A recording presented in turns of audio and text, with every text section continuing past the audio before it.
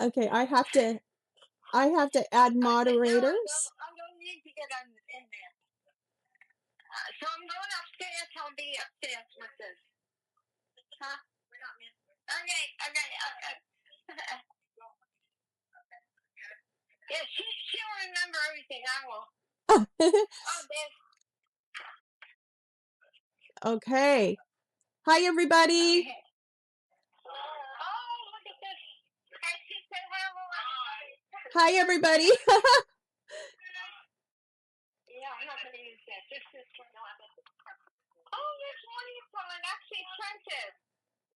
Oh, yeah, I couldn't print it. Hi, Jersey Girl. Hi, Fitness and Beyond. Hi, JW Connect. I need to add some moderators, so I am looking where I can do that. Can you guys hear me okay? Yes. Okay. Beautiful. Clear as can be. Okay, you can hear me, Barbara? Okay, can everybody hear us in the chat? Okay, I'm going to the other part of my house. Okay. My people in the chat, I am trying to get some moderators here, so Yeah, go ahead. Go ahead. I'm coming an hour. Okay, Summer, I just added you as a moderator. Okay. Right. Let's see. Is it Kelsey? Let's see. Is Realist in the house? Okay, Kelsey, I am going to get you up here. We want to make sure that the chat, doesn't have any things that aren't very respectful. So, and as Barbara's getting ready, she's getting herself situated. Let's see if Realist is in the house. Okay, we got 2 moderators here. So, hey, Love Your Neighbor. Hey, XJW Mark, Love and Light, Matthew Pitts. Hey, the family's here. Worldly Widower, Kelsey, XJW Connect. Oh, let's see here. Okay. Oh, ZZBX. I'm so glad you're here, sweetheart. I'm so glad you're here. Hugs from me. It's this beautiful. I was so nervous. I'm like, oh my gosh. Barbara, I had my coffee this morning and I'm like, I poured myself a second cup of coffee and I'm like, I don't know if I should drink it because I'm already going, blah! The caffeine is hitting me hard this morning. Okay. Oh, it doesn't sound. You sound normal to me. Okay. Okay. Great. Okay. The chat is rolling. I can go back to the other part of the house where the visitors are, and they can listen in and maybe even say something. That would be fun. Ex-witnesses from years and years and years have been out. Okay. That would be wonderful. Let's see if I can maneuver this while you're still doing your thing. Yeah. I'm just looking at the chat. I got this. Thank you, Love and Light. Yeah, I think I got it. I was so worried yesterday because my mic, I have 2 mics, and my other mic, the batteries failed on me. And then I went and found another battery for it and it failed. So I had my backup mic, and thank God I had my backup mic. Oh. This world, all this new stuff is a little much. Tell Barbara, send hugs and kisses. Yes. Barbara, you're getting a bunch of hugs and kisses. Oh, I'm getting hugs and kisses. Yes. She wants you two to come upstairs and listen and tune in to the conversation. All you have to do is say, you don't have to. All you have to do is listen, and you can say what you want about the XJW community or whatever. Because you're I returned from Activism, but you can do it. We can do it right here. she's getting all settled, and she has house guests, and they're gonna come into the live and sit with her. Yeah, this is fantastic. I'm not nervous anymore, you guys. Now I feel comfortable. They flew in yesterday. He has his own plane, so he flew in from Oklahoma. Oh wow. And we've known him for years and years and years. There, many years ago, I had a phone call from this man, and he wanted to meet us on the highway going through Tennessee, central Tennessee, going from west to east. And we didn't know who he was. We even got the phone number. We met him at a restaurant. His wife was so close to him talking to us, she stayed in the car. Oh wow. He came in the restaurant for 2 hours and talked to him about the whole witness thing. Okay. And we've been friends ever since, and they've been very active. They have 2 daughters who are now officially with 2 XJW guys. And so we're moving along here. So he's agreed. Randy is his name. Randy. He's going to sit in on this discussion, and he is not shy. So he's going to express some of his point of view. Okay. That would be wonderful. Okay. Right now he's headed upstairs. Okay. Okay. Yeah, I was at Walmart just an hour ago buying machinery that he's going to hook up in my office. Okay. I got to unwind here. Okay. Just relax. We take a deep breath. Everything's cool. I have 3 moderators on my side, and everything's connected well, and yeah. None of us are shy. Laugh out loud. We love boldness. We love boldness, Barbara. No kidding. But would you believe that I love boldness too? Oh yeah, I think that you're the queen of boldness. Yeah, right. That's my middle name, Barbara Boldness. So, Randy, say hello. Well, howdy, everybody. Randy's saying hello, everyone. Okay. So Oh, I don't know what you mean about me. Okay, born and raised in Oklahoma. How many hours do we have for me to tell you this? We can raised at JW along with my wife. So together we were in it before we escaped for 100 years combined. And everybody has their story, as Barbara will say. But when we woke up, I woke up with her lies that I found in the publications. But anyway, I was an activist for a while till I kind of retired out of that. My videos all down off YouTube, so probably nobody that's even out there anymore even remembering me. But that's about it in a nutshell. We still got 1 daughter that we haven't got to see in over 18 years. 3 grandchildren, our only grandchildren we've never got to see. Oh. Yeah, so I mean, there's a lot of people sadly have that in common with us. And yeah, after we leave here, we're gonna try to meet up with the XJW in the Atlanta area. So he was one of the first YouTube videos I watched. His name's Clint Bussey, and he's got a fantastic video. That first video we ever made 16 years ago. I watched it. It was about shunning and how just to ignore the shunning and not let them have the power over us. And I was still a JW, but I thought, man, that's neat because it's so wrong to shun people. So I stopped the shunning, and that was terrifying to me because I was afraid I was going to be disfellowshipped. Oh, by the way, I've never been disfellowshipped. Never been, no, my wife neither. We've never had it, or my other daughters, none, that's no announcements or anything. It could be. I don't know. Maybe they know if they mention my name, I'll bring another lawsuit against them. I don't know. Well, I guess the courts kind of scare them, don't they? Well, I don't know. You would think it should, but you know, they their whole thing is to wear somebody down. They think they'll either die or give up. And Yes.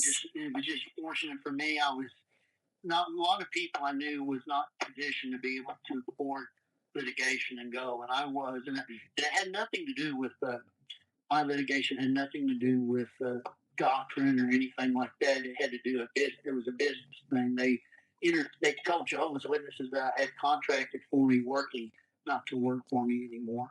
Oh my goodness. So yeah, after a long legal battle, we finally. I wanted to get behind me, so they made a settlement offer, and so we settled it. And, I can't. The one thing that I'm restricted, though, I can't say that it was them admitting anything. Of course, they never admit anything, any wrongdoing. Mm-hmm. But I was just glad to get them to stay. And since then, they have stayed out of my business. And that may be why they've never disfellowshipped me, because I've been very, very open up and spoken about. Matter of fact, I interviewed Barbara and Joe one time. And then that district overseer friend that was over all of Spain, and we're good friends with Brother Franz, Esther Cullion. Yeah, Cullion. Yeah, I interviewed them, and I had a lot of really good interviews. I had a lot of people that had stories you would not believe. Some of them really, back in the day, were really famous. All, that was years ago. I interviewed people on that, but then on Sixth Street, I would even have people come in like Miss Holly Brewer. She's a famous musician too, but she was famous in the nobody today that probably ever heard. But her molester was one that I think Watchtower spent like $7 million in defending him, and he ended up losing. Went to court for 35 years. I mean, went to prison for 35 years. Wow. Yeah, but it's still up there.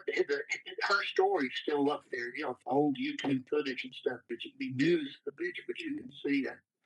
But I got to meet some interesting people. One of the most fascinating was a guy that's an activist over in UK by the name of Steve Rose.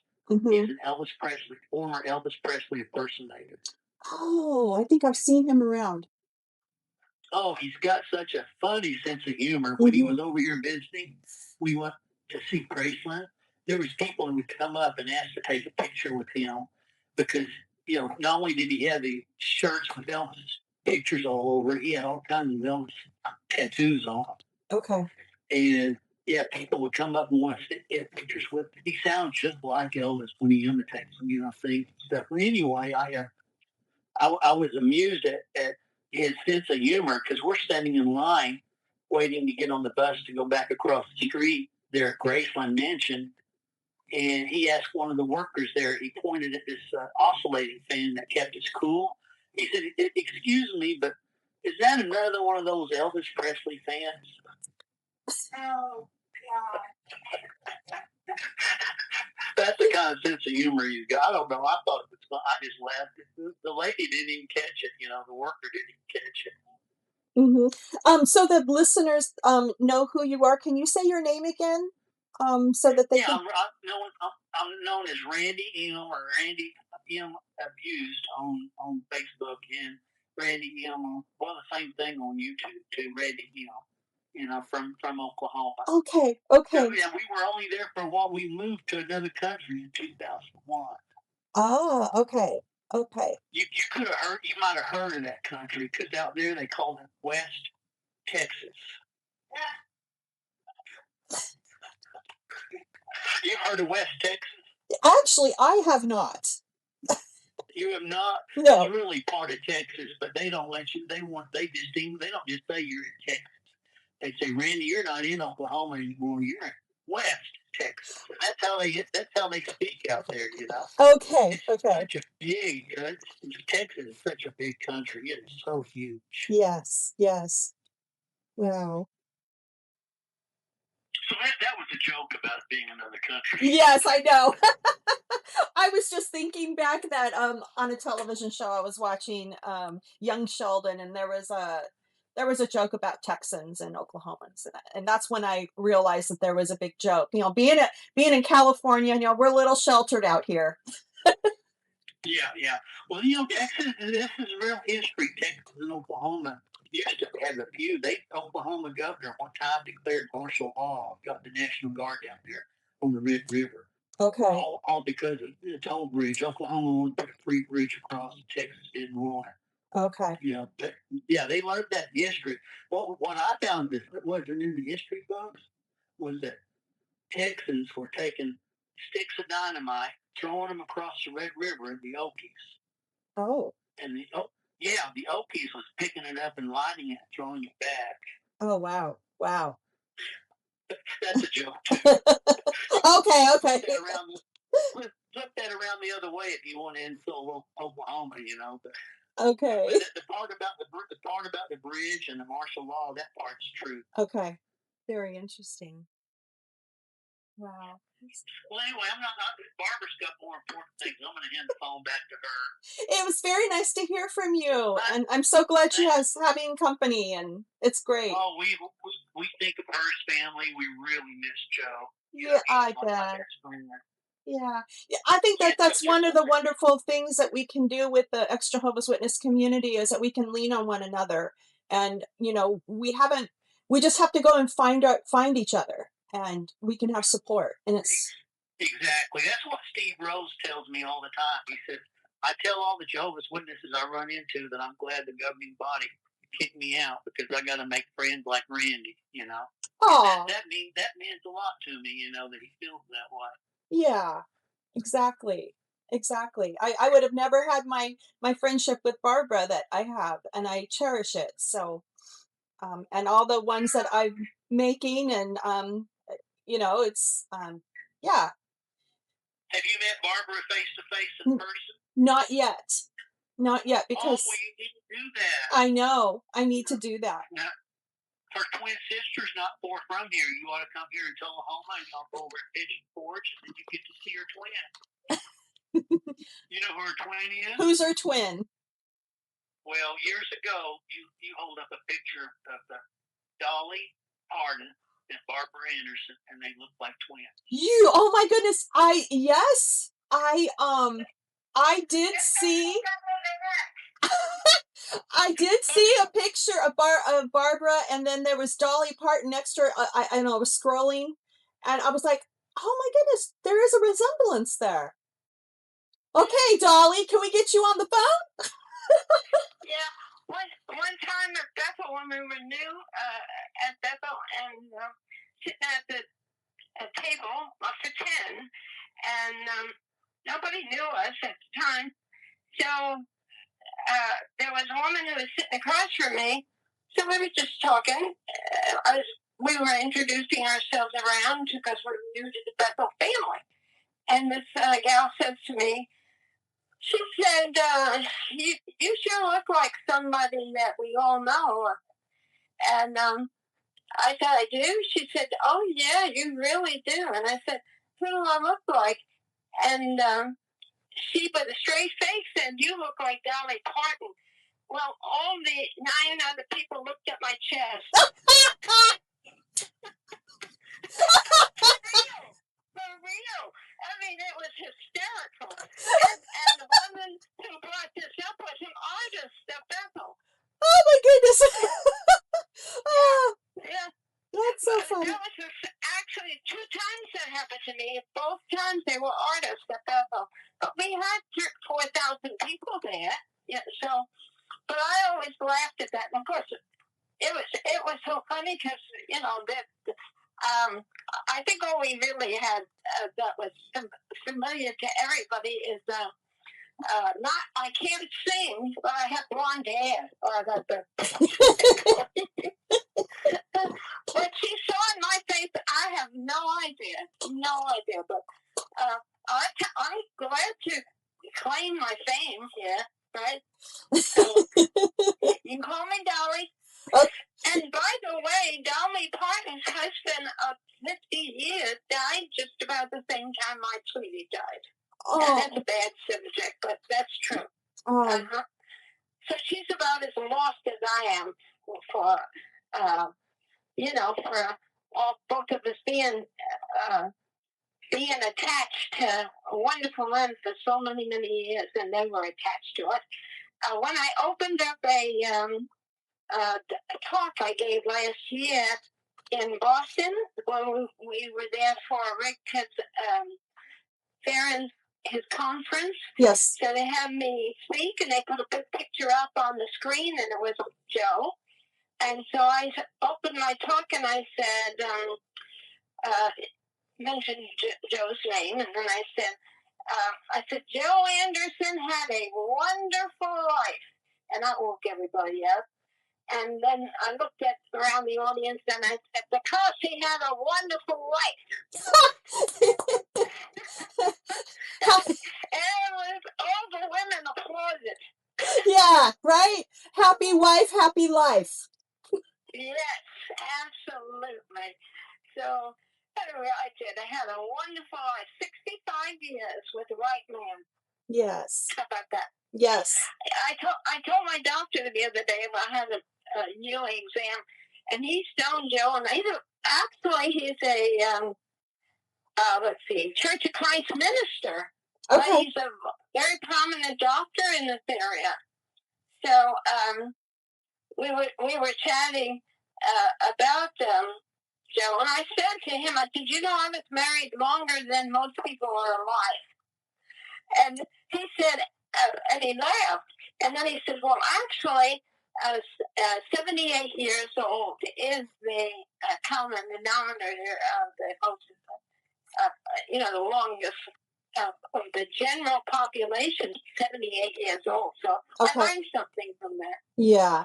Anyway, so I've exceeded that, by the way, the 78. Now I'm on more borrowed time. But I'm going to go down talking. We want you to stay with us and talk as long as you want. Oh, you're so sweet. Oh, Joe had a wonderful sense of humor. He was like Johnny Carson. You never knew. Very dry humor. So you have a room full of people and everybody going on and going on.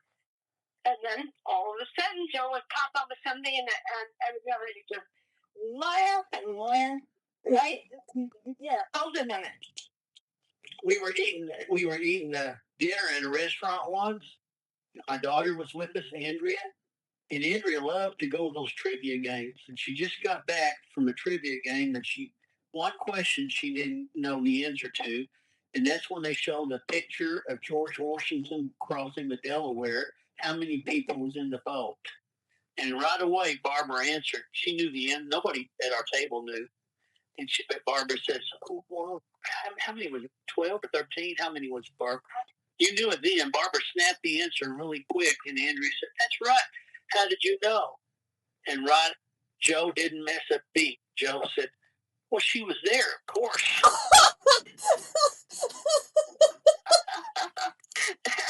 Yeah, right. He didn't get dinner that night. It was fun. It was actually fun. And our life, actually. And same with Randy. He's been married for a century too. He has a wonderful, wonderful life. So anyway, you got any questions? You want me to start at the beginning? If I start at the beginning, this is going to be a long afternoon. Do you remember when we talked about when you first came across the first documents that made you feel like, wow, something's wrong here?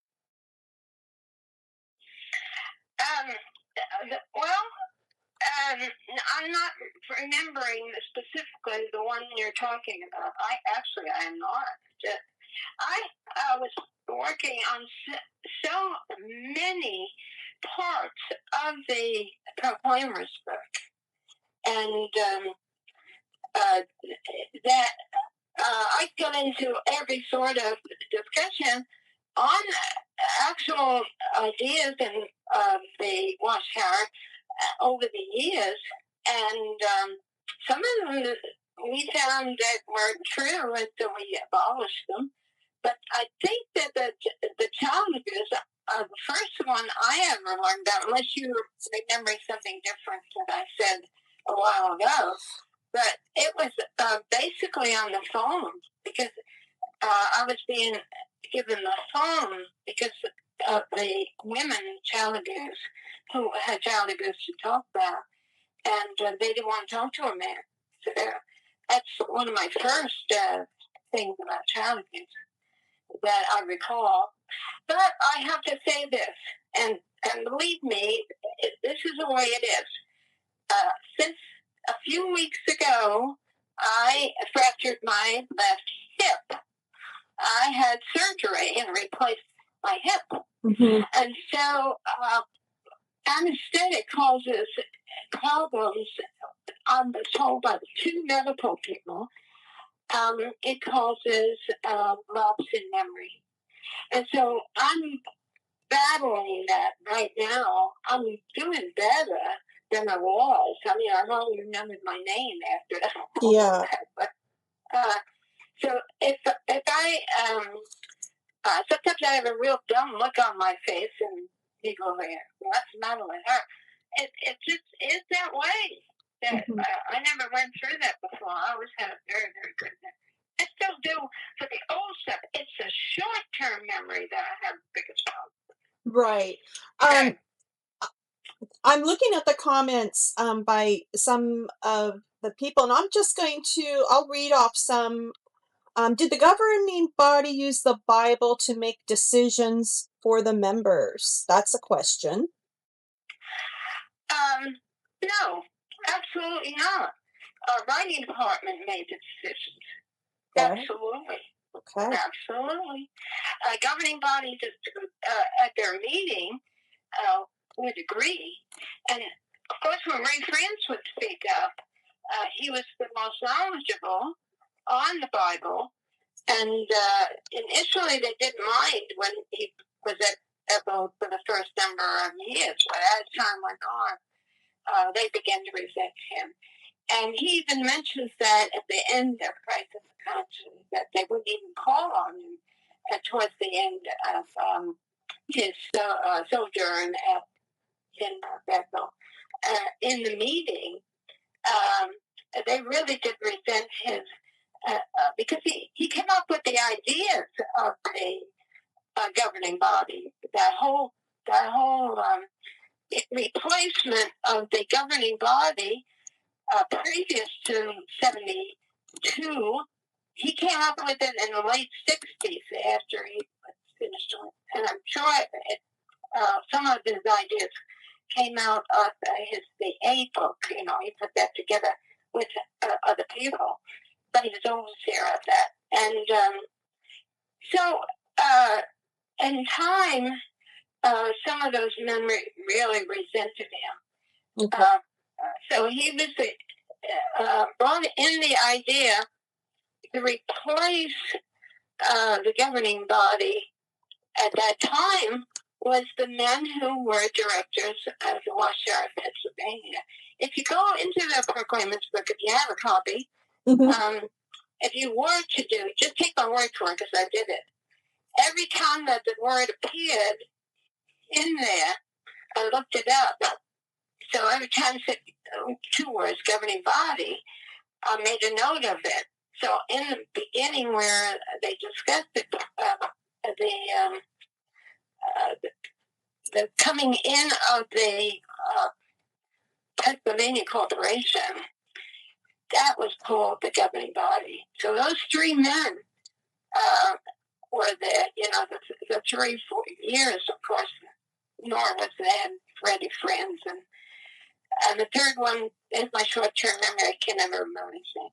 Oh, I knew him, and he died a terrible death at Bethel. Some accident, broke his neck in the bathroom on the tub. Cool. But I can't, it just won't come to me right now. But anyway, so with the new idea on the governing bodies, that was through Ray, and then he claimed that the governing body was original governing body, the apostles, were in Jerusalem. But that was disproved as far as no, it was approved. That was approved already. But in time, others have disproved that. If I have that correct, I'm pretty sure I have that correct, because he came up with a number of ideas. In fact, I hate to tell you guys, but he actually believed that everybody was going to heaven, that paradise earth was now for us who would die. Everybody went to heaven. And I know that's true. It's not rumor. It's absolutely true, because we had very close friends in common with Ray. And the man and his wife who called us when Ray had visited with his wife, them visited their home when they were on vacation. Ray brought up the topic and introduced it, that everybody was going to heaven. So then that was in Tampa, Florida, and then a few months later, they were visiting over somewhere around Central Florida, somewhere right in there, and at a book study. And we just happened to have two friends that were at that book study, because we were Floridians for years and years. And we had took that phone call from them too, that ran above the Dept. So this is a real issue between the governing body.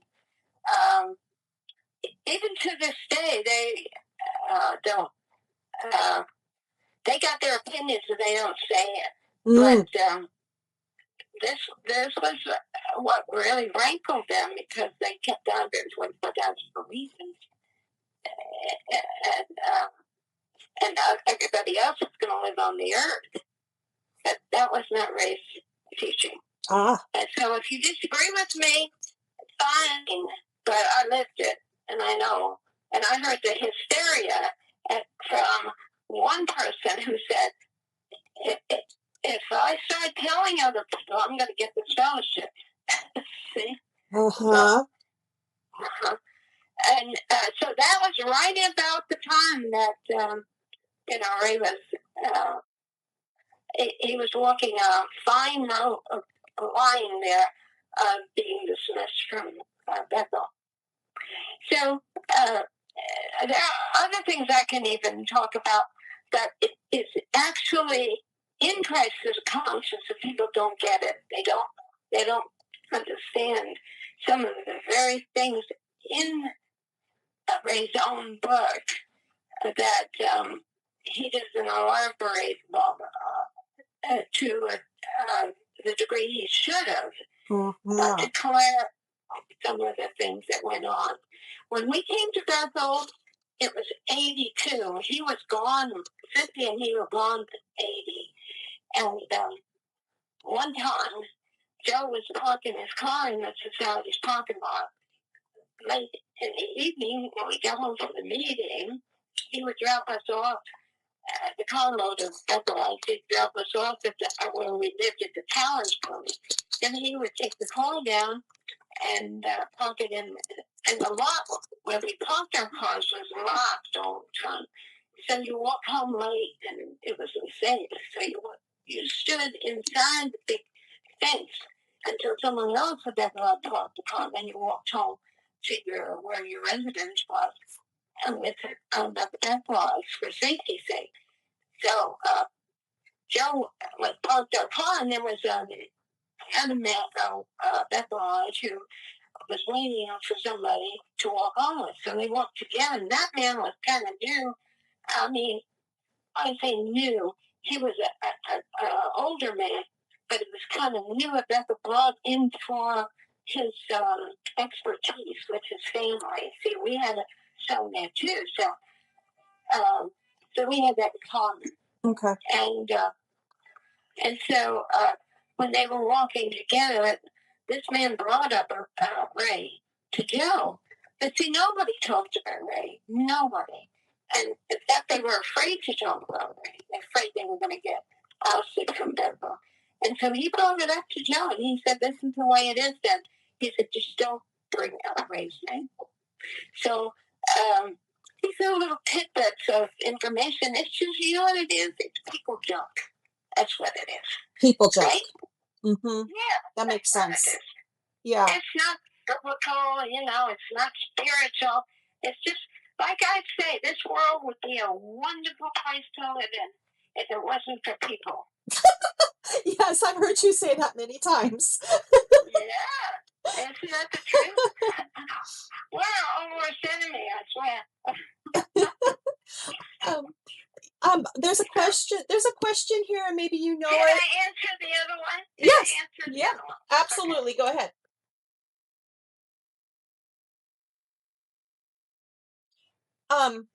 Did you say okay. Are you ready for the next question? Sure. Okay. If everybody's satisfied with the other one. Yeah. I can usually add on and add. Okay. There's a pinned question. Do they keep a database of who have died from blood refusal?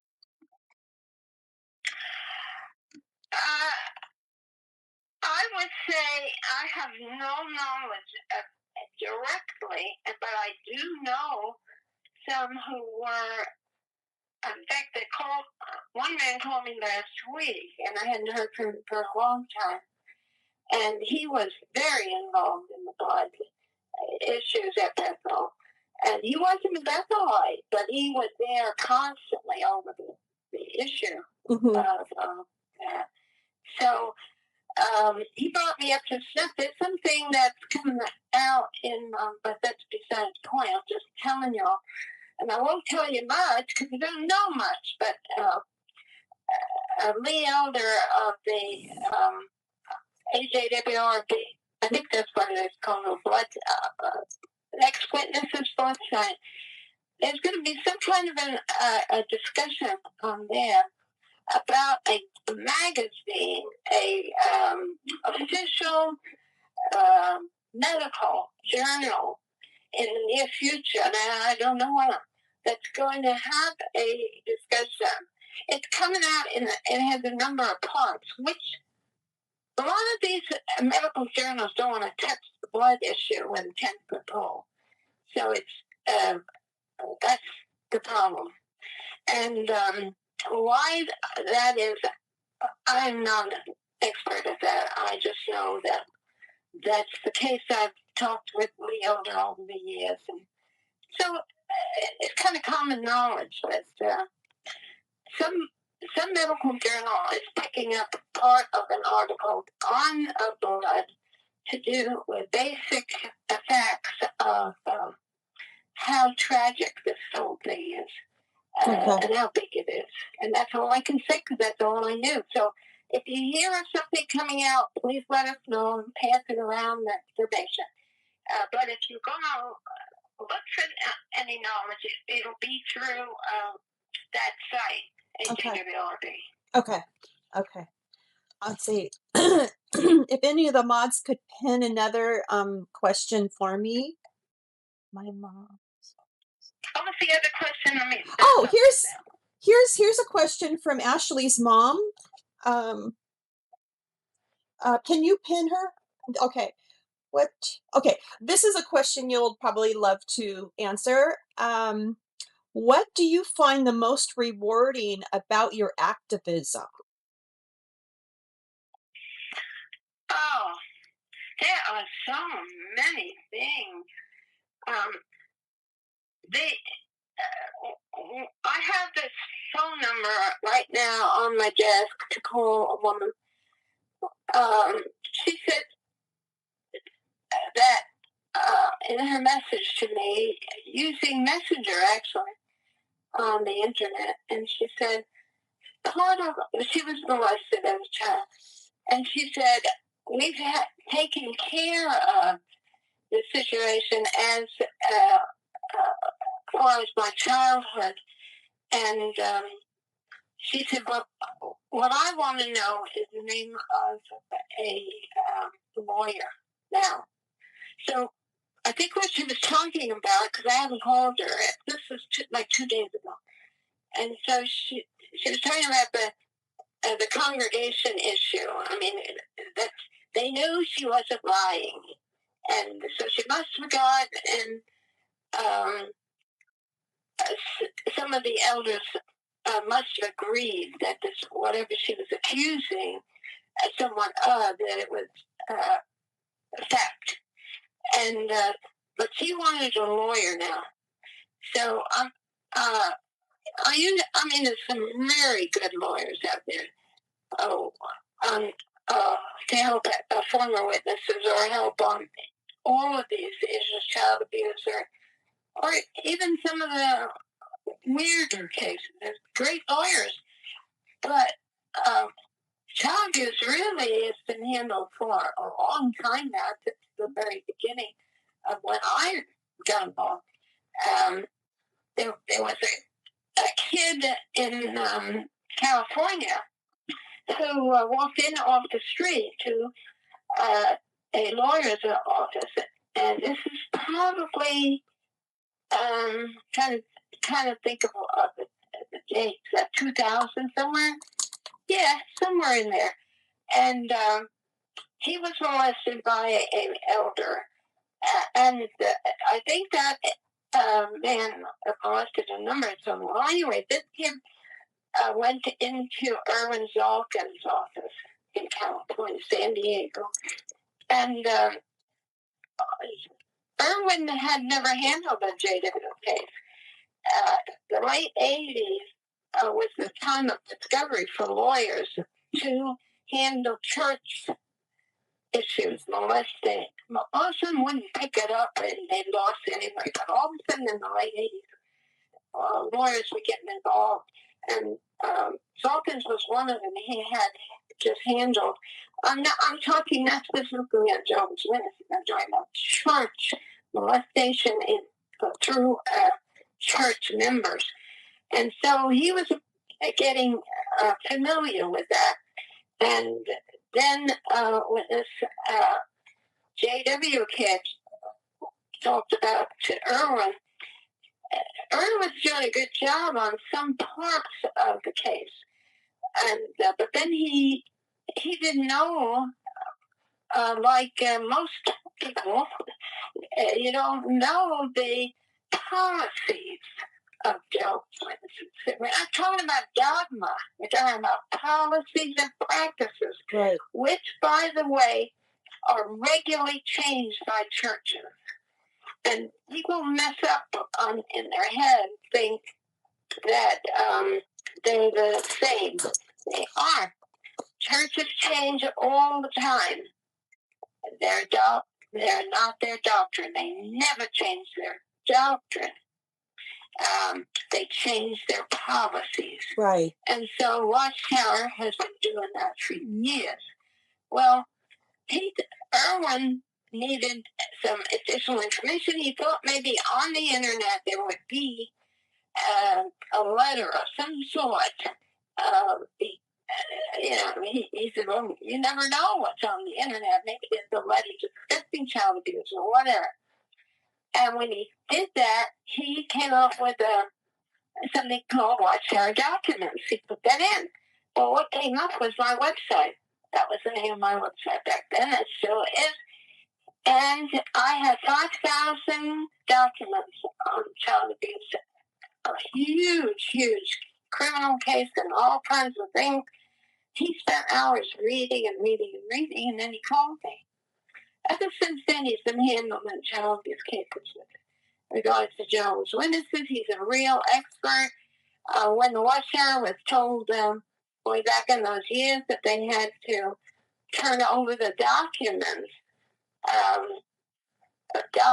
specific documents concerning child abuse out of the files, they did, and turned over. It was another case, and it was a big case, and turned them over to Irwin. And at first they wouldn't do it, so they were fined $2,000 a day. And then they did turn her over. And Joe and I were in California at the time. We went to see Irwin just to meet him, and in person. So he showed us the file cabinets full of papers, because it wasn't documents. They were in cardboard files, and on each congregation. So I was in the service department at times when I would have to ask for some congregation information. They would pull out a file. Like we all used to have cardboard files and then paper. So in around a little before I left Bethel in '92, and it was starting around '90, and they started feeding all of those papers, documents, into the computer. That was the job of a number of the women. That's what they do in the service department. That was they doing it in the writing home. And so, so I would recommend. Also, what we saw when Irwin pulled out some of the documents that the society turned over to them, there was everything was crossed out. There was no information because the society before they sent them over had scribbled through everything, or however they did it back then. So, of course, the society really lost a lot of money in that case. So, if you need a lawyer, I recommend him, but there are others. We had Montana case, big case, and settlements by other ones. If you need somebody else, just let me know, and I will pull out some names. Okay. So our world has changed. You all understand how big it has changed as far as our internet, and now with AI and all of this. So it is not the same, even for me, from even 10 years ago. I go through my notes. Sometimes I'm looking for things, and we don't deal with things like we did back then. Yeah. The things of the law, vicarious liability is one of those things. Vicarious liability is a huge change in the law. I'll add this to it. Nobody asked the question, but I'm going to add this because you all need to know. The society appointed the elders, and then that was the way. So any elder is appointed, it's right in the society's law. They would claim Holy Spirit through the faithful and discreet way, and they appointed the elders. You don't ever hear that again. Because vicarious liability means that the society was responsible for putting those elders in who are monsters. So they don't appoint anybody anymore. The circuit overseer is the governing body, I was told, appoints, they appoint the circuit overseers. So the governing body, the circuit overseer is untouchable, and but the elders and the ministerial servants and the pioneers, they're all appointed by, guess who? The other elders. And so if it turns out somebody that they put in, and they'll give the name of who they believe should be an elder. They'll give that to the circuit overseer, and then I understand that they then, of course, use over electronic equipment and send that name on to the society for it to be stored in the big computers that they have. Everything is so different. I could go on and on about some of the old ways of dealing with all this because I had to study it for the Proclaimer's book. And I learned a lot about the old way. And I have something to read, but I want you guys to ask me some other questions. Then I'm going to tell you a little bit about something else and think you'll find fun. Okay, there's a question here from Franz. He says, "What is the difference between a lawyer and a judge?" Okay. And I think this is a a gal named Amber, and she's saying, what does she think is happening with the new data center? Well, whatever's happening, they're tight-lipped on it, I'll tell you. They're tight-lipped. Yeah. You know it. Yeah, but they certainly are not keeping a large Bethel staff anymore. That's for sure. As far as even the data that is coming out in the infrequent release of a magazine, Watchtower or Week, we know that AR plays a big part in the writing of it. And so they don't need a big Bethel family anymore for all the odds and ends. So the database, that building is, I believe, from what I've gathered, a red data place. So they just took it over and they started doing this because when we find out things, or even the JWs find out things, the SAG has already been involved with it, probably a year before, months before, So but that's the way it always has been. So I can't answer any of that. Just take a look on the internet and say, how does it work? Databases work. Yeah, that's probably the best way to approach that. That's right. Yeah. Because some of the JWs are experts at all of this stuff and trained. There were quite a number of Bethelites that were asked, well, they didn't do anything wrong, but they were in the wrong profession for Bethel. They weren't needed anymore. And so they were put out, in effect, and they thought they were going to be lifers. So we're going back even, 5 years ago, less than 5 years ago. Yeah. Because I knew some of them. Mm-hmm. Yeah. So the other name for Watchtower is, it always has been, change. Try to keep up with it. Change. But I got to tell you, as the question came from the very beginning here, it is the writing department, not the governing body, that makes the biggest changes. That's the way it goes. And the body can say no or something, but and then you have another publishing. They are like second in command as how to publish it all. So the governing body receives, and of course there's somebody in the governing body on each committee, and their committee that I remember when all the committees started, and that was interesting. In fact, I thought for years the teaching committee had the biggest say, and then I found out that I wasn't correct. So, writing department is very, very important, and that would be your governing body there. I used to know his name, but I don't know. But it was when I was there, Lloyd.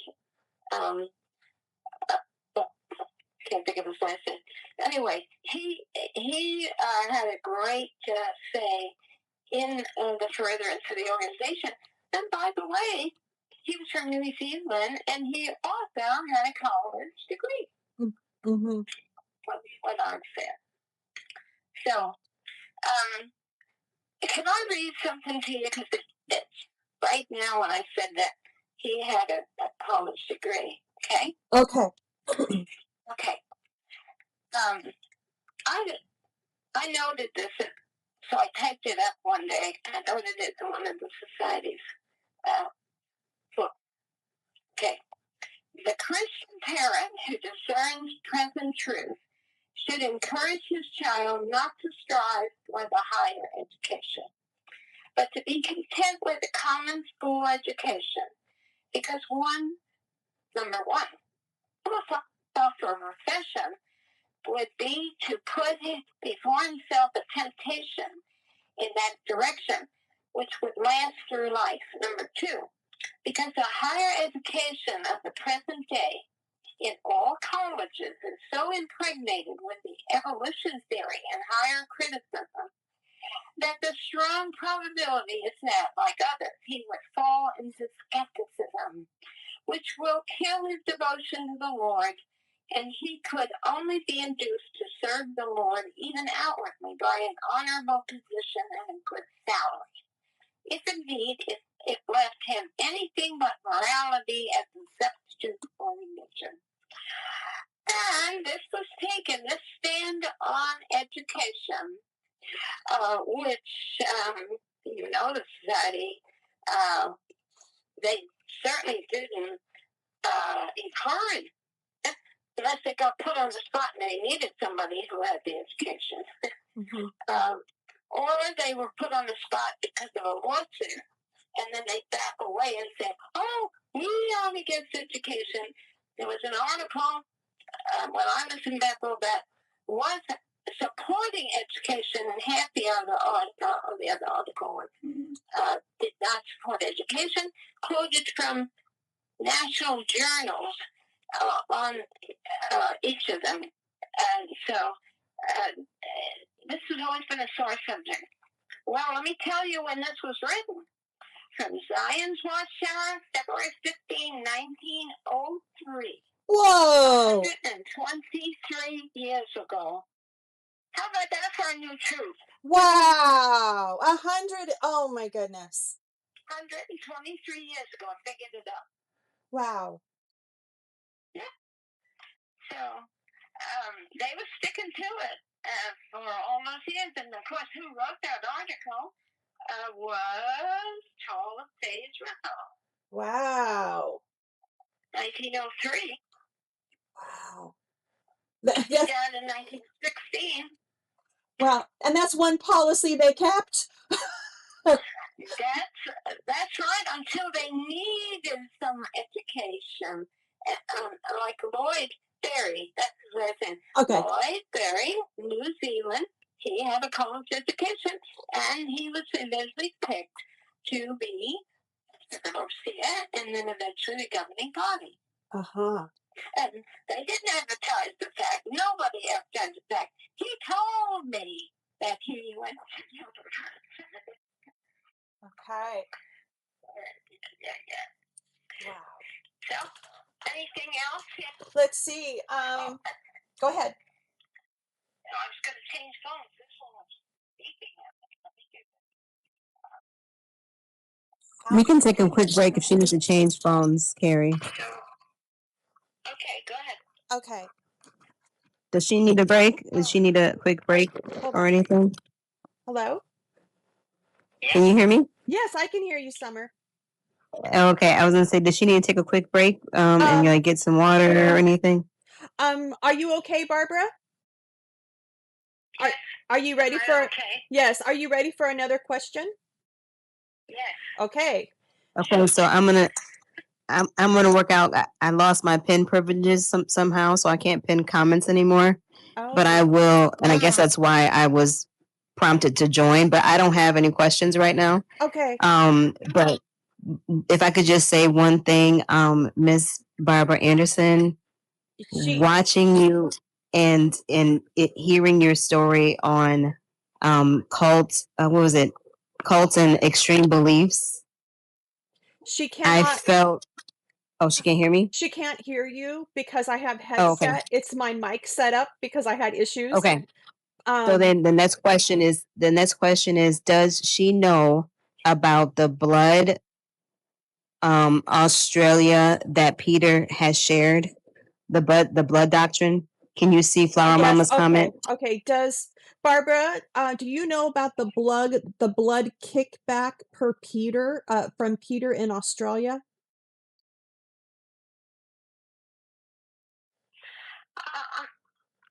In Australia from Peter. Let me think. What's that?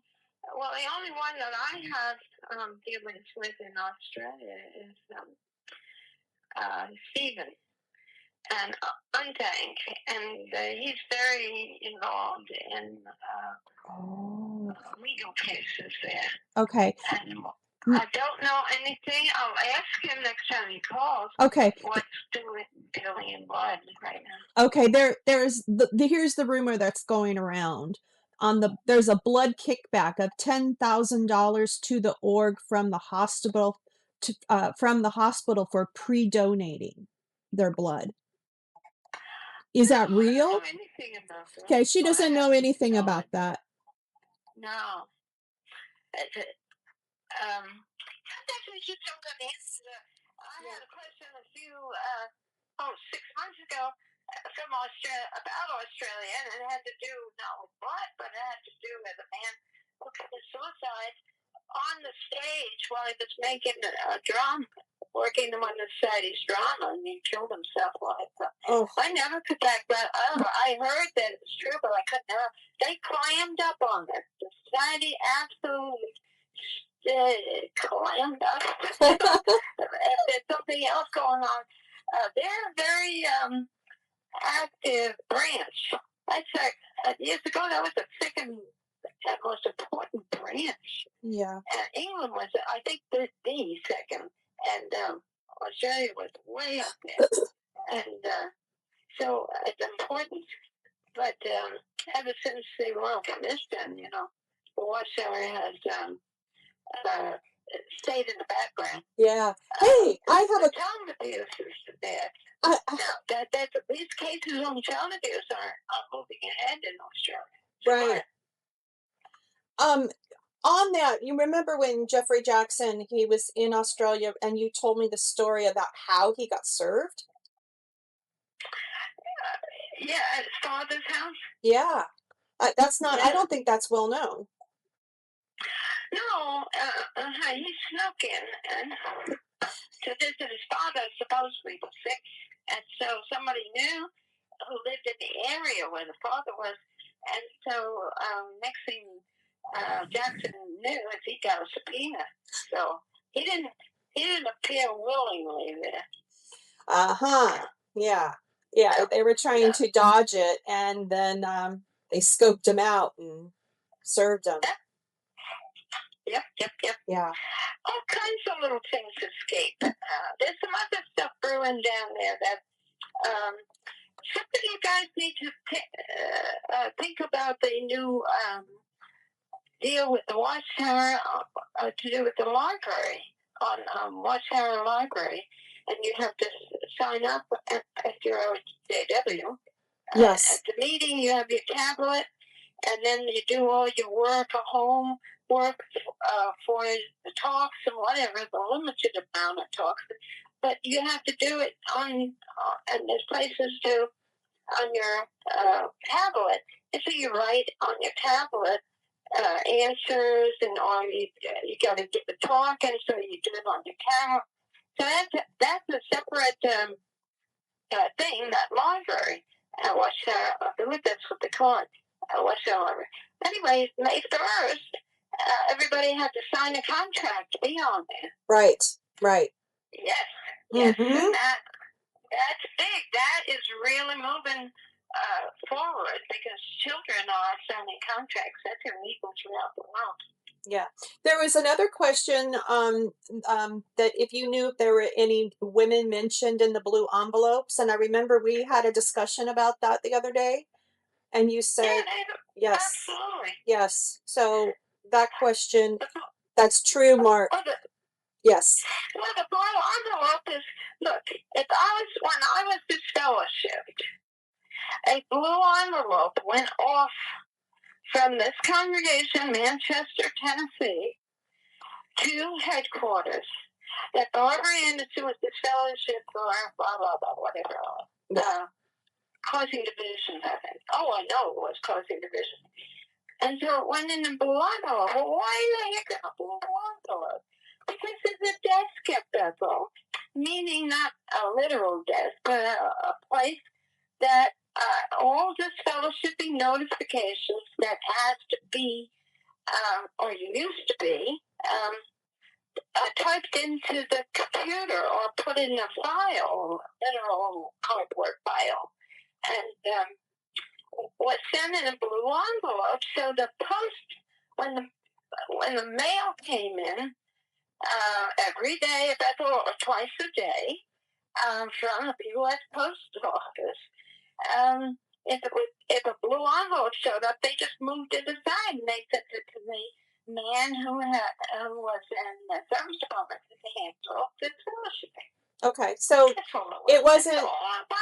So the blue envelope, it wasn't just CSA victims, is what you're saying. It was just for the disfellowshipping. Yeah, just yes. disfellowshipping. Okay. There's an article that came out a number of years ago, supposedly in the so-called Atlantic magazine, that explained it. They were 100% wrong. 100%. Wasn't accurate at all. The opening article, the opening paragraph was even incorrect. Okay. Written by a ex-JW, and to this day, this is on the blue envelopes. It still exists, and but it is now. It could be that they changed it to a green envelope, but they're not telling us. That they changed it to a green envelope, but they're not telling us. What color are we gonna do it, Barbara? Oh. Okay, wait a minute. Are we back? Are we back? Okay, are we back? On a loop. Okay, are we back? Yes, we're back. Okay, I had low internet. No, we're back now. The tunnels in Bethel. Oh, the tunnels. Yeah, people want to know about the tunnels. Well, I heard two things. I heard they were filled in by the state of New York, and now I heard they weren't filled in. So I mean, take what it was. But I use those tunnels a lot. But what was in those tunnels was laundry. I mean, we walked from one block to the other block without coming outside. But many of Bethelites spent all day long, their workday, in tunnels, because that's where the big, humongous laundry was, with the dryers and storage. Sometimes the door would be left open to one of the storage rooms off of the tunnel. Mm-hmm. And it's very, very convenient. You didn't have to deal with the weather. You could go from the Towers building all the way over 2 blocks to the 124, which was the original building that Beecher sold Russell.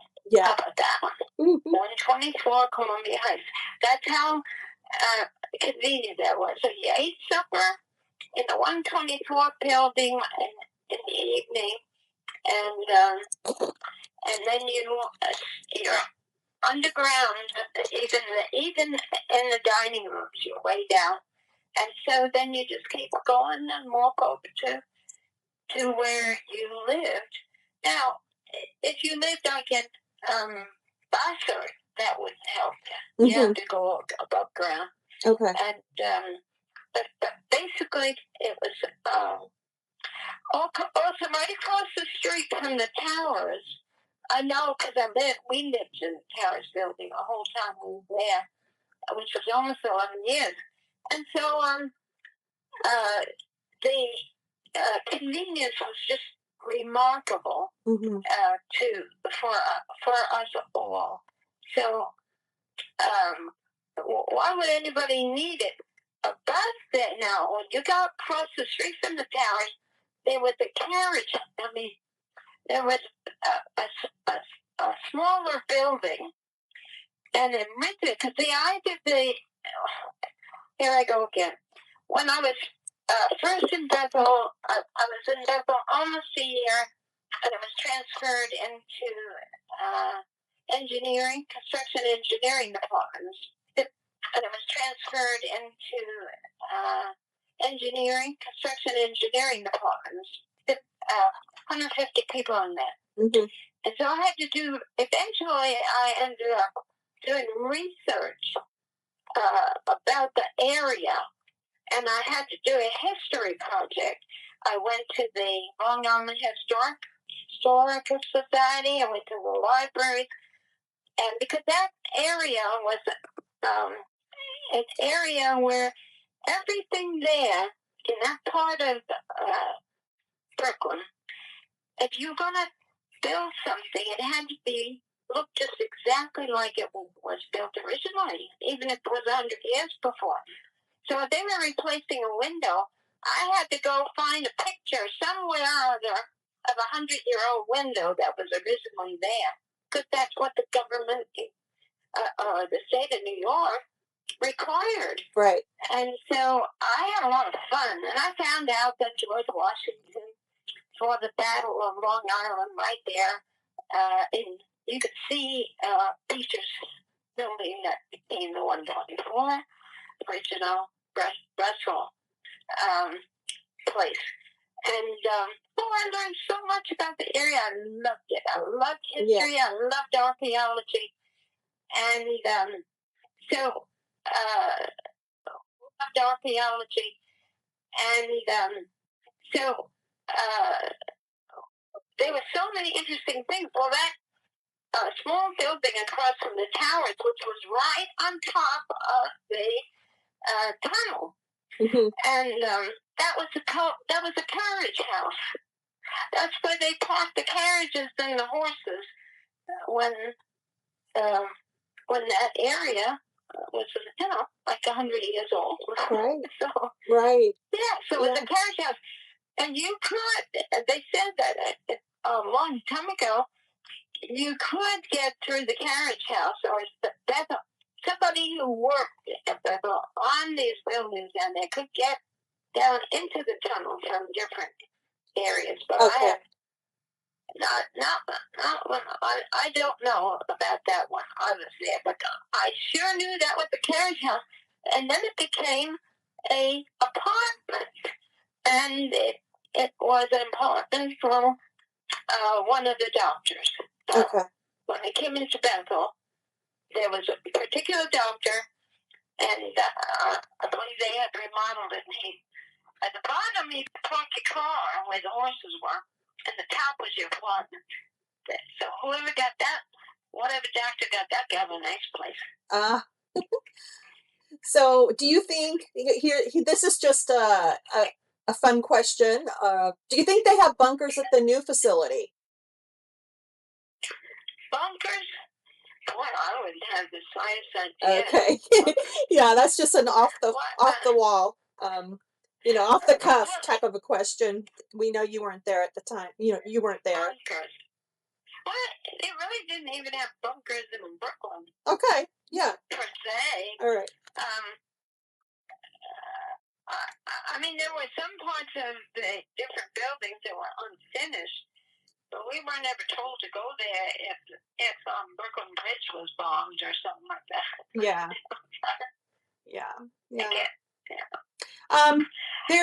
There's a question here, and we've discussed this topic a lot, and maybe we'll save it for our future discussions that we're going to have. But they want to know if the governing body has any ties to the Freemasons. Ties to the Freemasons? Yeah. Oh, no. No, the Freemasons are more, well, they got better taste.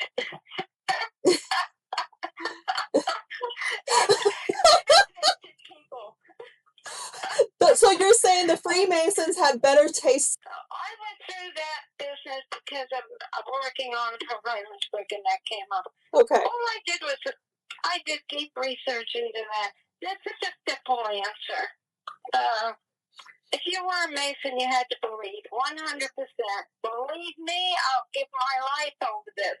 You had to believe in the immortality of your own soul, and you had to believe in God. Yeah, immortality of the soul. No believes in the immortality of your own soul. Right. No governing body believes that I know of.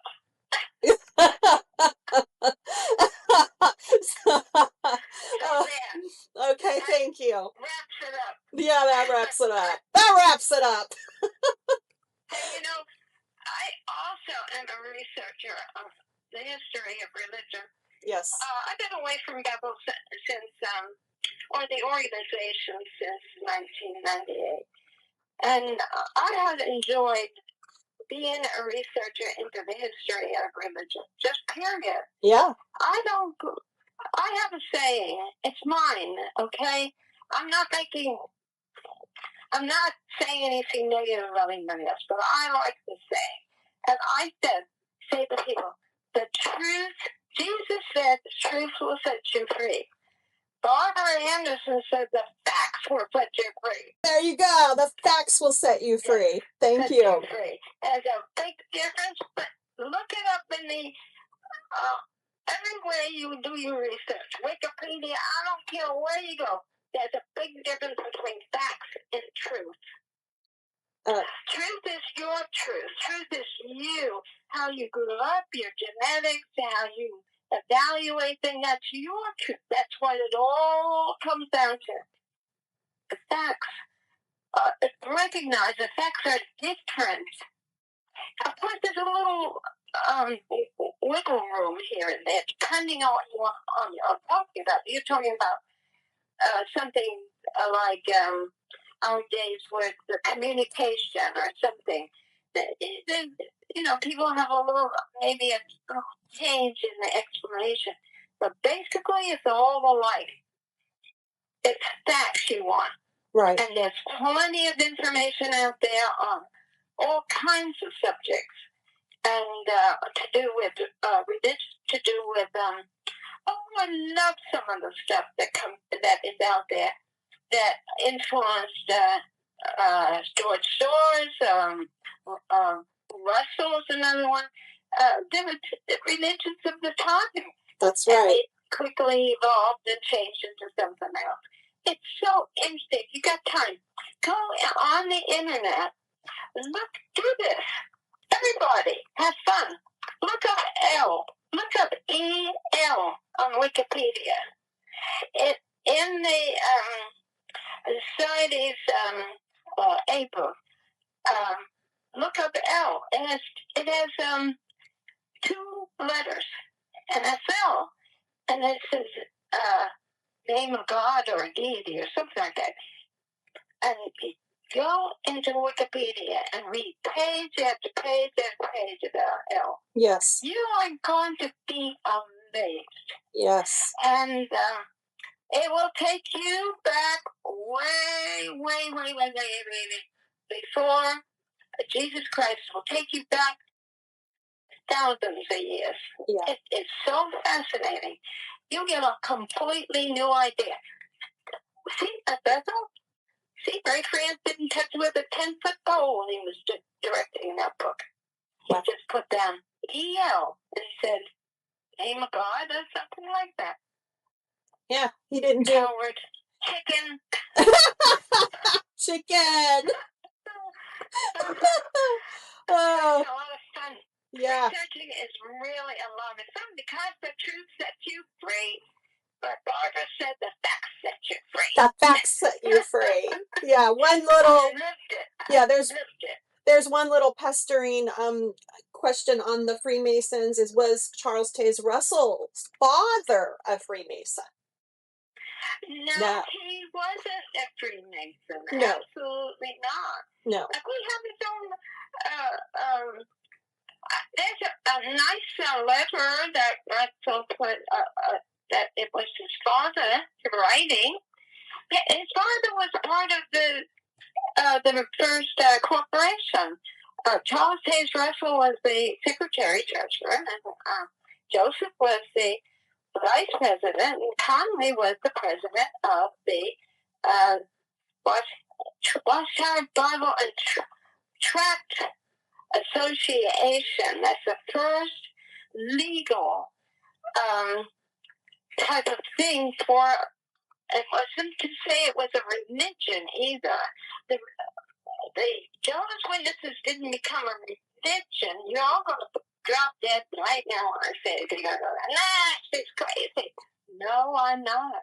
They became a religion in 1954. That's right. 1954, guys. And Rutherford will vouch for that. Rutherford said, "What did he say about it? Religion is a snare and a racket." Right. Yeah. They weren't a legal religion. They were an association, a corporation.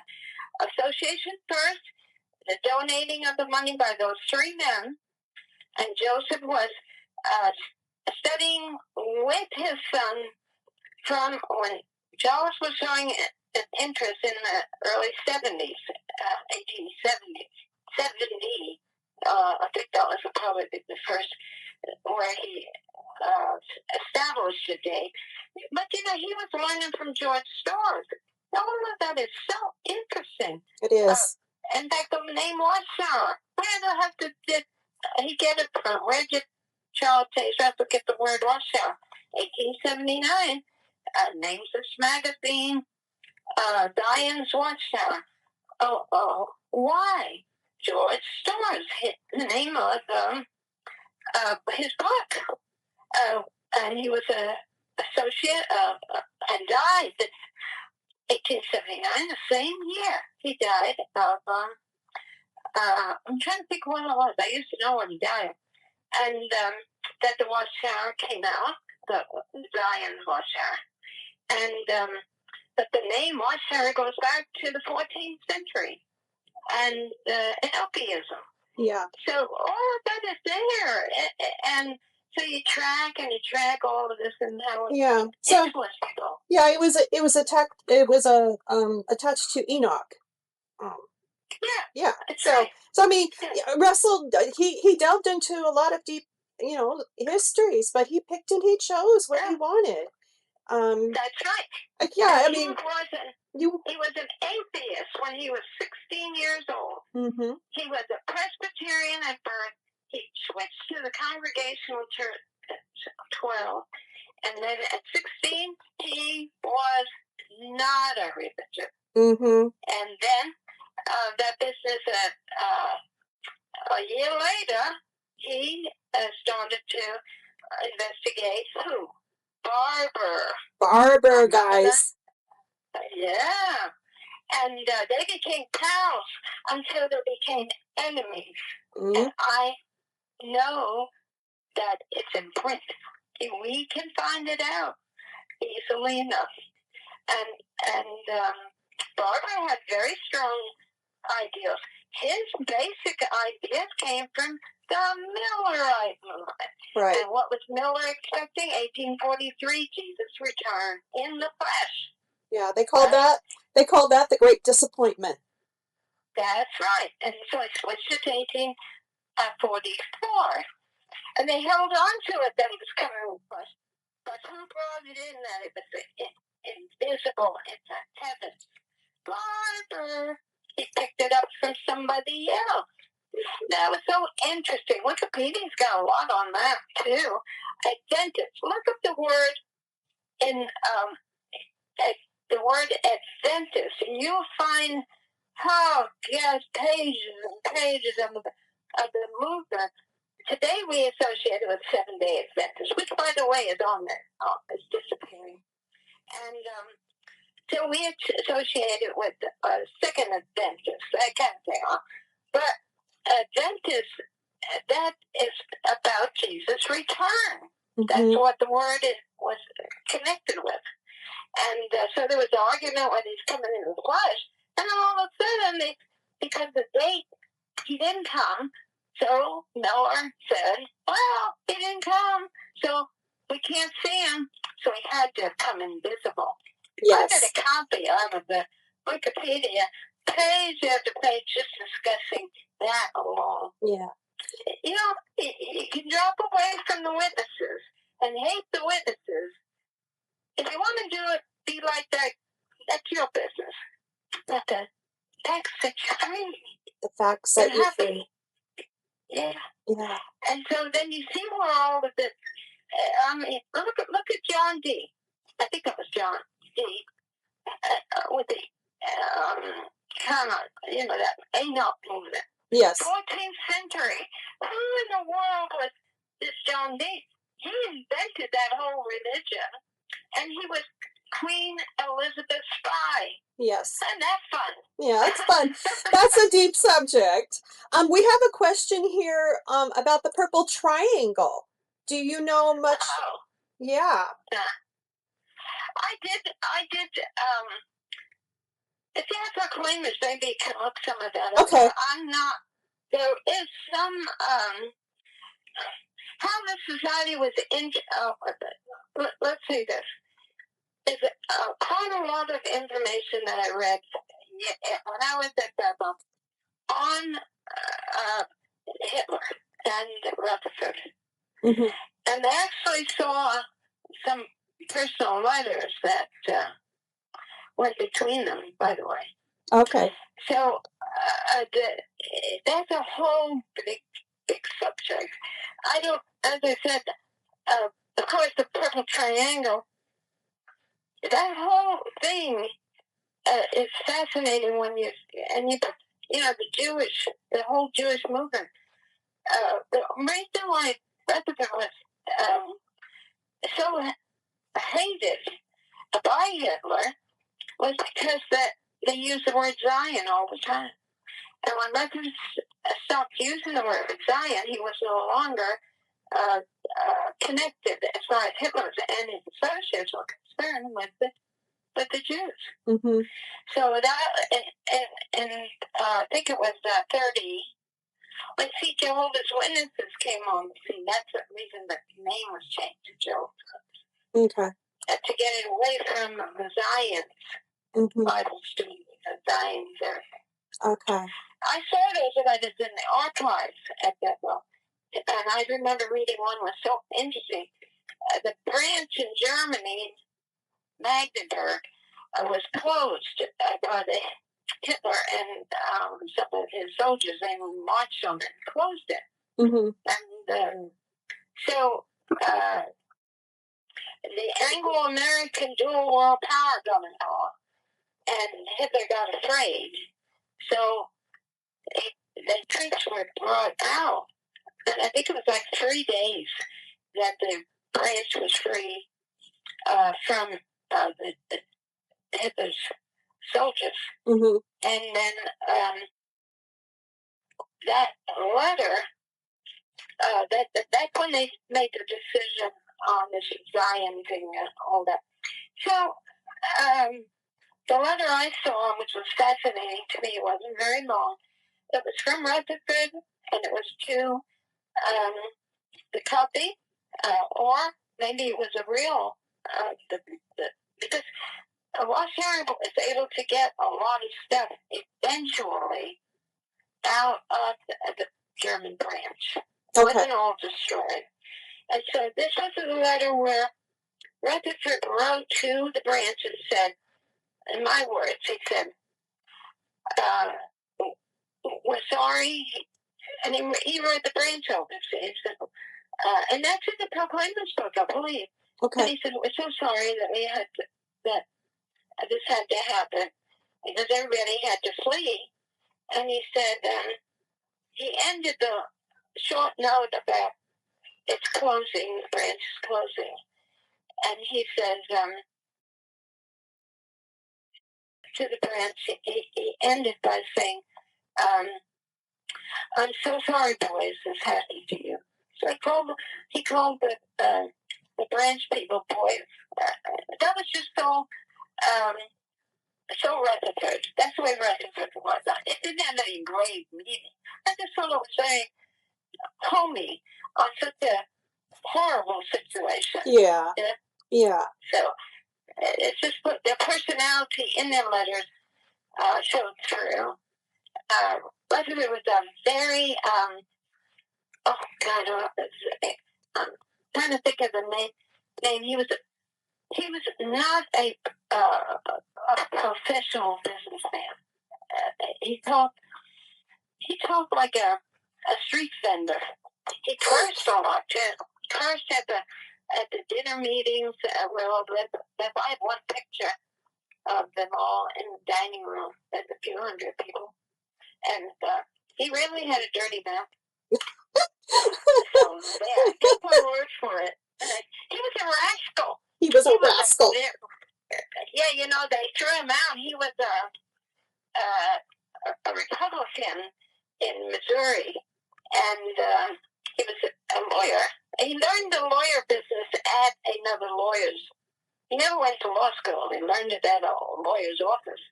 And so then he got into trouble. Never could. Read everything, me and somebody else on that. Not at Bethel. Spent abnormal amount of time tracing. Absolutely took his vacation and went to Missouri and through the records, looked through old records, could never find out the reason why they threw him out of the Republican Party. That was the thing. And he was the number one orator for the Republican Party. And then or it was the opposite. It seemed like it was either for the Democrat or the Republican. Anyway, what happened was he tried to get in the other party and they wouldn't have him. So he must have done something juicy, I think. And then he heard about Jehovah's Witnesses because he took 2 books from 2 co-porters. He was out working in at a farm like thingy that he and the family owned, and he fell in the river when the blood was selling. So for 50 cents one of those books early on, and so he caught pneumonia and he blamed them for that. That's the reason.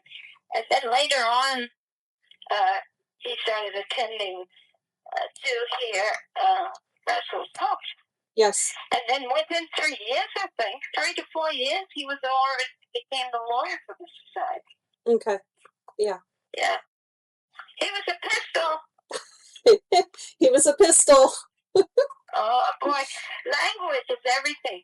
One of the old Bethel, he was in his 80s when we were there. And he became a really good friend of Joe's and mine, Arthur Worsley.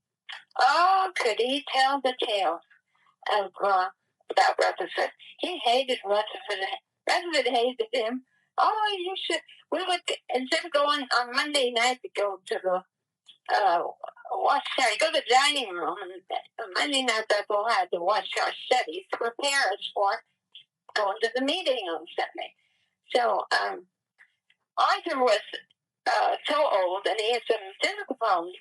So he was on the infirmary floor. He had a nice room on the infirmary floor. And so his room was air conditioned. In the window, they have an air conditioner. Every one of those rooms on the infirmary floor had an air conditioner. And so, but the dining rooms didn't when we were there. And in the summer, you just sweltered for the Monday night study in the dining room. So Arthur would be in his room. He didn't have to go to the dining room. And because we actually brought him home to Tennessee on one vacation time. We just had such a wonderful time with him. He was a tough critter. And so he would have ice cream for us, and we would sit there. And he would regale us with, after the Watchtower study, we'd stay another hour in his room, and he'd tell us old tales from way back when he first went to Bethel. And that was Rutherford's day, though. That was not Russell's, by the way. Now, I did meet one guy there who was Russell's secretary. And I made a terrible, terrible mistake. I went to see him. He must have been 90. And he told me, and this is when I was just getting in as pointed as to talk to anybody in Bethel about the history for the Proclaimers book. I could go anywhere. It was amazing. And talk to anywhere I wanted to. I could even go into, I was all over inside of Freddie Franz. Freddie Franz was dying. And I was in his office going through his file cabinet, his books. I learned a lot, though. I learned that Freddie Franz was holding on to Puritan teachings, and he teaching them as the Jehovah's Witnesses teaching. Yeah. Take my word for it.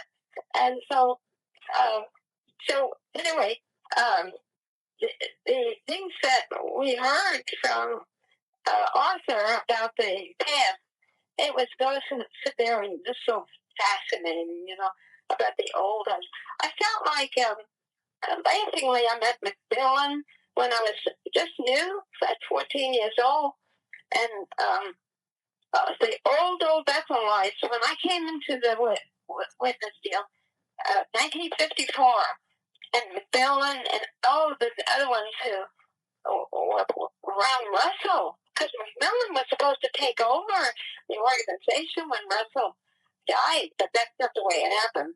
And so the man who was the congregation servant where I came into this in Long Island, he and his wife he was a former Bethel, so when he married, he lived in Long Island, and he had 2 kids.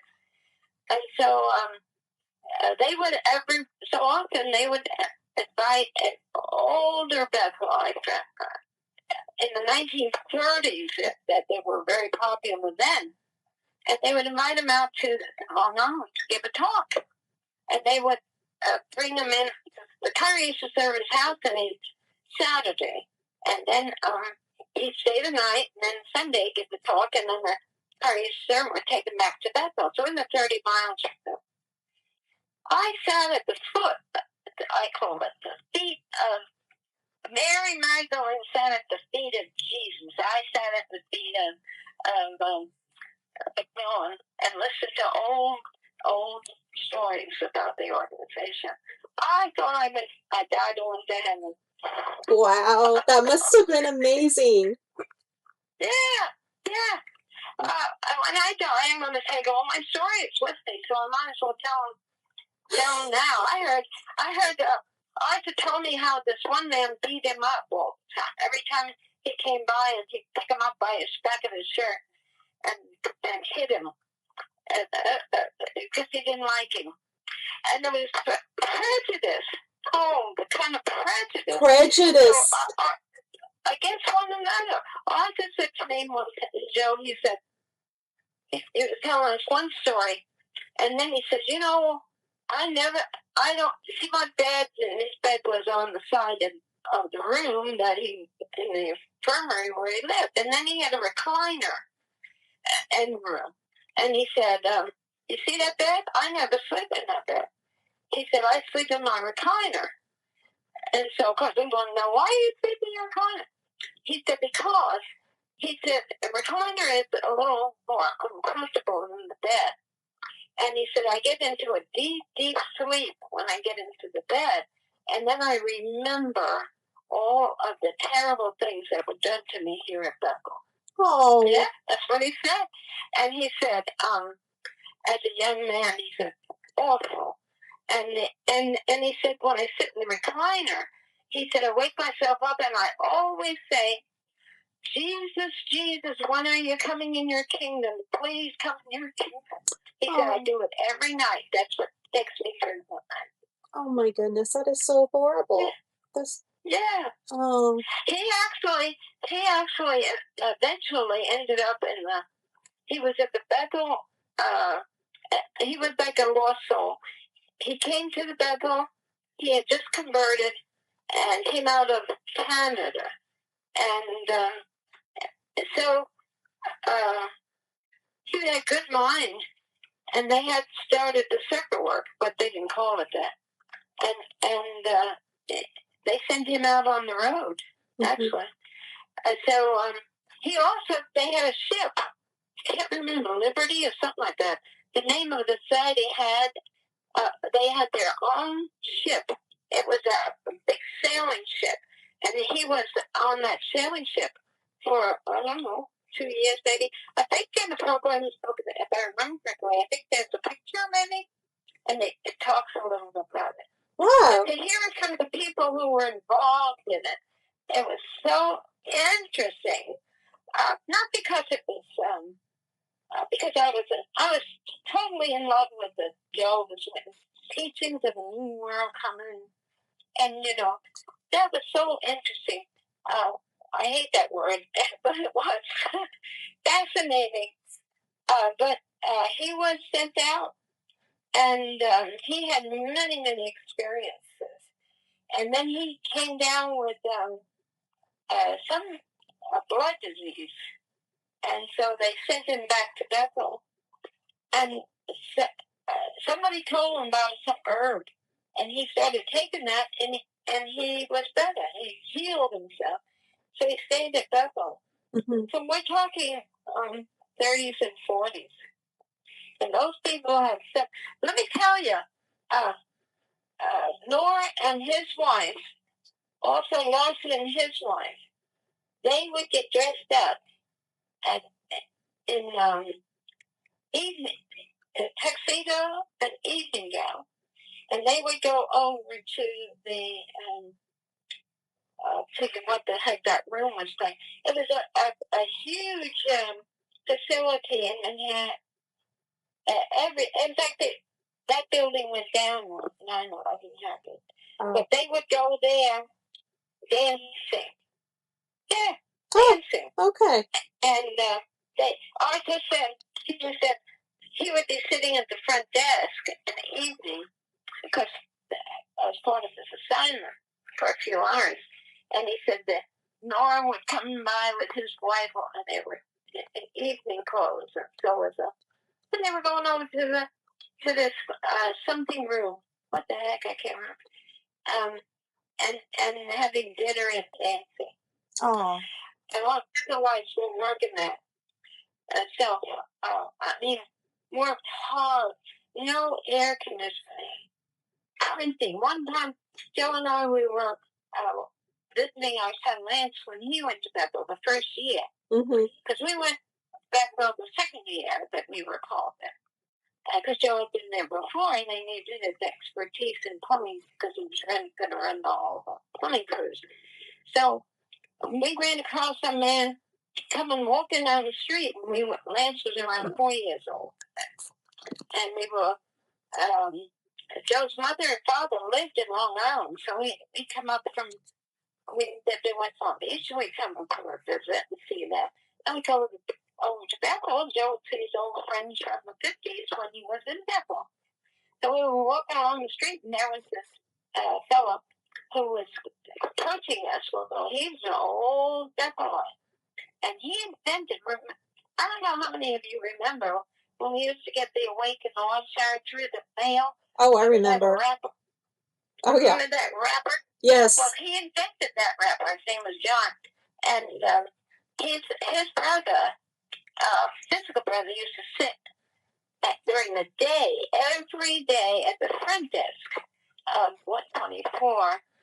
And so he knew everybody. But John, he was over at the factory in the machine area, and he invented a lot of the machines. Those machines were made special for the kind of organization, pedigree that Watchtower had, and John was executive. He hated the organization. He told us that they walked on the street that day. He walked with us a little while. He hadn't seen Joe in years. And he said, he looked down at Lance, and he said, looked at Joe and I, and said, I would have given anything if I had made the decision to leave this place. He said, this is no place for anybody. Oh. And he said, I should have been a father. He said, you're so fortunate. He said, oh, yeah, we're really fortunate, right? So we get old, and our son shuns us because we were so, well, the irony of all of this, right? Yeah. Yeah. I think it's, well, we have each other now, outside the organization when we find one another and support each other. That's right. Because basically we were all discarded because we don't fit the mold. That's right. But we still have those inclinations of that, we were family. A brotherhood. Yes. And a community. Yes. So we have that outside. So, and I remember your one quote said, "You can be out of the organization and be happy." I love that you say that. Yeah. Yeah, but you got to find a place for yourself. Right. I found a place for myself because it was coincidence. I'm actually one of the last few people on this earth that can talk about what I talk about because they're all dead. Yeah. And I say that not for sympathy or anything. It's just a fact. And my memory's good. I share this. But we all have to die. You have to face up to it.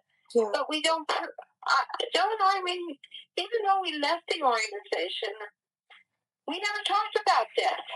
I was like, we still, everything we did, we enjoyed. We had a community of ex-Activists, but we did not talk about death. And so when he got sick and was dying, it was absolutely horrible. You can't. And then when it happens and you lose that many, it destroys what you were because you can't redo it again. I mean, if we used to think we'd have paradise, so any sadness or any problems, you're gonna overcome it with paradise. Mm-hmm. And then you go do some reading. Who? Really? Huh. No. My food is here. Oh. Disgusting what I'm supposed to eat.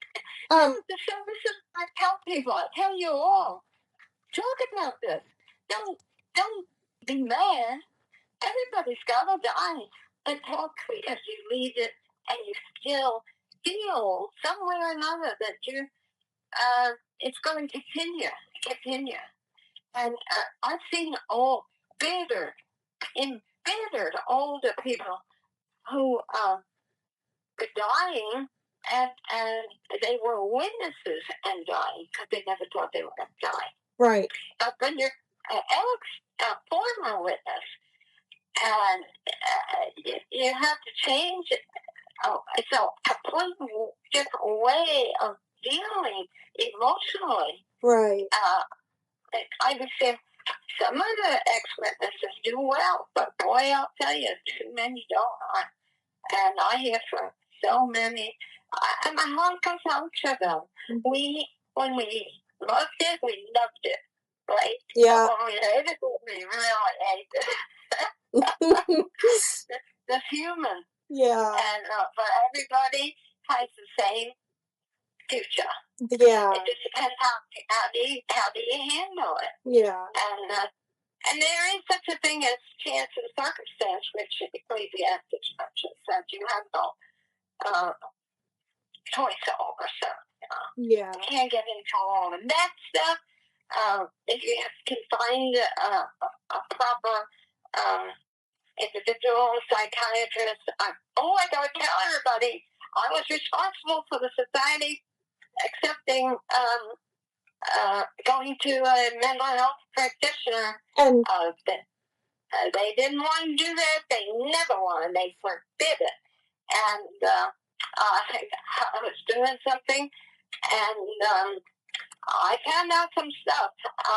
I could talk about it one day, and what do you know? But it's two years after a class for elders. It was during that class that they actually said that people can go to see a mental health practitioner. And then 2 years later, they put it in writing, and it was the best thing that happened. Anyway, they took a poll, a limited poll of how many were going after it was okay to go. I found out that practically every congregation that they had polled, practically half of them were on antidepressants. Yes. So if that didn't show you something, I don't know. We were all... Yeah, and you know that we have had this discussion before, that I lived across the street from a board and care home. And Yeah. the brother who was from Bethel, Phil Boer, he would take his people who were Bethelites to psychiatrists in the 70s. Wow. Okay? In our congregation, it was okay. It was, and it was just hush hush. But it just sets the precedent that mental health is an issue. And we need the help for people. Yes. Barb? In the future, I want to talk in the future about abortion. Okay. I get some information. You guys are going to flip when I talk. Yeah. About do you want to have your lunch, and we can film another time for some more subjects? Yeah. Okay. Because I don't want to keep you, because I know you need to eat, and we've been on for 2 hours. Oh no. It's up to you if you want, but sure, make an appointment with me, and I will tell you about what happened with abortion. Okay. So I'll look in my stuff, and I'll find some more subjects. Everybody, this is our past life. Why shouldn't we know about it? That's right. It affected people's lives. We should talk about these subjects. There's so many we can talk about. Okay. Thank you very much for asking me. Yes. I love you, Barbara. And everybody, I'm having comments in the comments section. They want you to know that they love you. They're so grateful that you came on today. And they're sending their loves and hugs and kisses and thank yous. And you are just wonderful. We're so grateful. Thank you for being there and supporting me verbally like this. Because remember, I need that kind of thing because I'm alone now. And so you all are my family. That's right. We're all family. Yes, we are. Yes. So anyway, we'll be talking again. Okay. Take care. You take care too, Barbara. Love you. Bye-bye.